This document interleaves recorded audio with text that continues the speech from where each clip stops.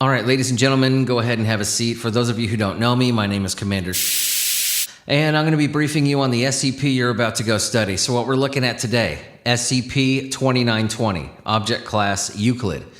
Special containment procedures. Electric fences and security cameras have been set up around SCP-2920, 25 meters beyond its borders. Border checks disguised as toll booths have been installed at all roads leading in and out of SCP-2920. All instances of SCP-2920-1 attempting to exit SCP-2920 are to be escorted to their homes. In the event of a containment breach, Mobile Task Force Delta 6 Truants is to be deployed to track down and escort all -1 back within SCP-2920. Following this, SCP-2920 is to be placed under lockdown for 2 weeks. Each month, residents of SCP-2920 may place requests for outside resources and recreational supplies to be added to the supply drop.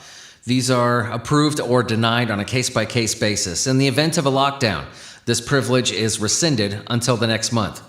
Site-59 is to continue following the basic guidelines for operation in a nexus. This is in Document Broderick 87 for the most recent revision, until further notice.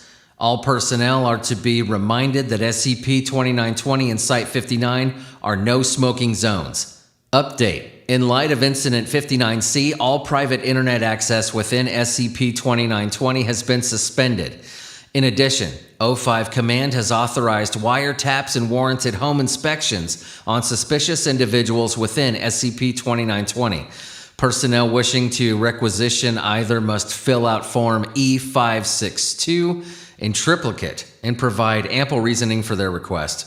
Update. Following Incident 59D, supply request privileges for residents of SCP-2920 have been rescinded indefinitely. Emergency wiretaps and home inspections may now be granted at Site Director Jacob's discretion. Site-59 has been allocated several additional squads of security personnel to maintain peace within SCP-2920. Update. Following Incident 59F, all telecommunications between residents of SCP-2920 must be monitored.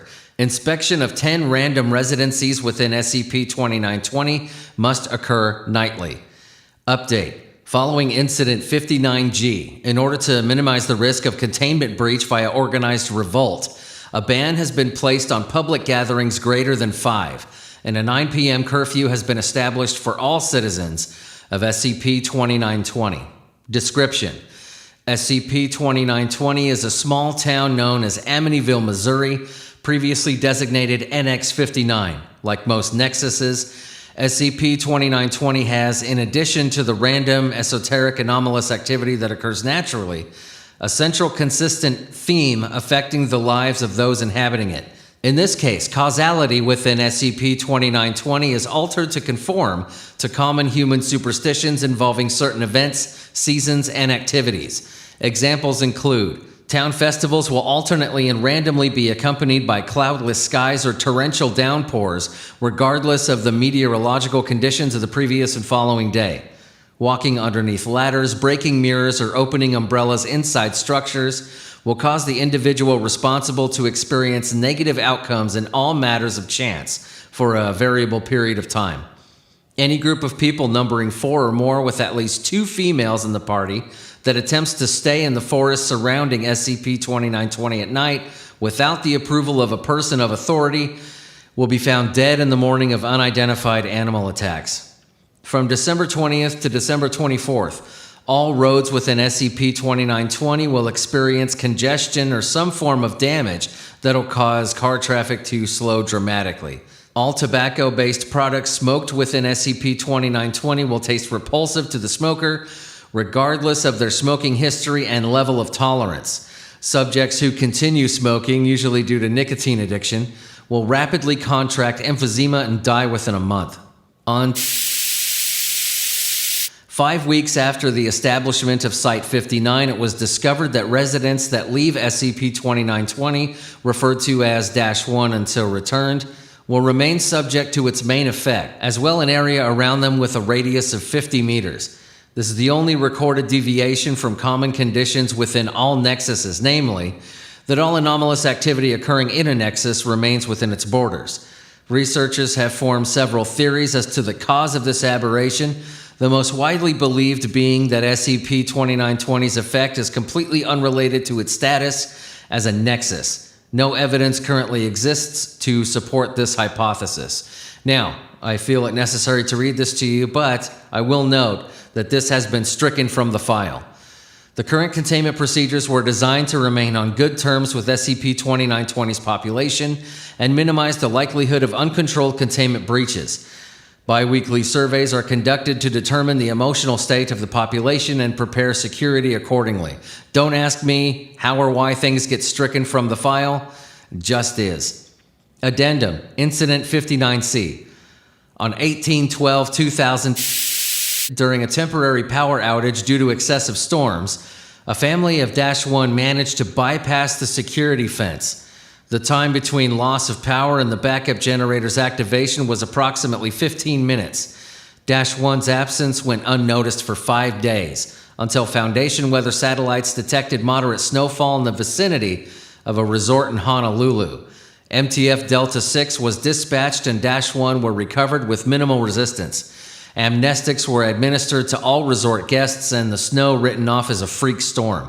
Emergency use of SCP to repair any immediate damage to the environment was requested but deemed unnecessary. Upon searching the family's possessions, Delta 6 discovered internet receipts for the plane tickets and the resort, a makeshift map detailing security patrols around the border of SCP-2920, and a diary kept by the family's youngest daughter detailing their plans to take a beach vacation.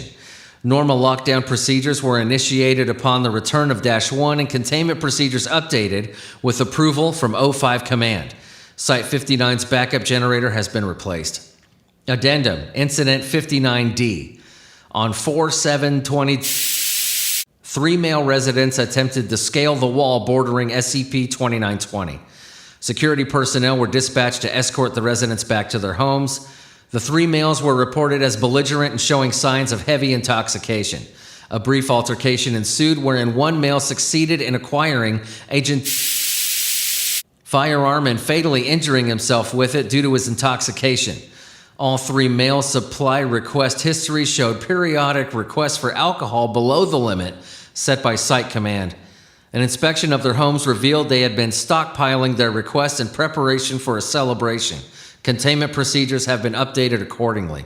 Addendum, Incident 59F. On 18/3/2000, through a series of wiretaps, Agent was found to have been taking unauthorized supply requests from multiple residents of SCP-2920.